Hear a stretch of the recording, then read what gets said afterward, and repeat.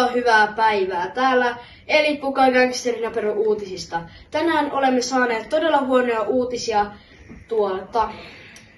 Olemme kuulleet, että koira on tippunut tuolta portailta kakkoskerroksesta. Tässä tulee video, josta näette, mitä tapahtuu. Videolla alussa näkyy, kun koiran omistaja käveli koiran kanssa alakertaa päin. Koiran piti jäädä ylös syömään ruokaansa.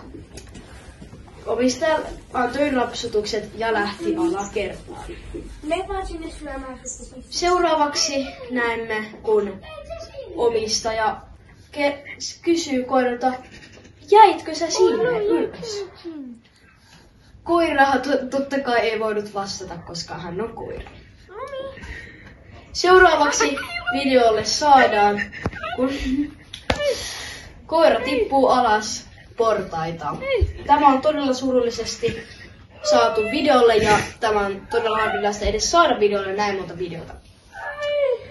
Niin siitä koira tippui ja on todella vakavissa vammoissa. Koira on myös todella huonossa kunnossa tällä hetkellä ja toivomme, että lahjoittaisitte rahaa Gangsterinaperoille.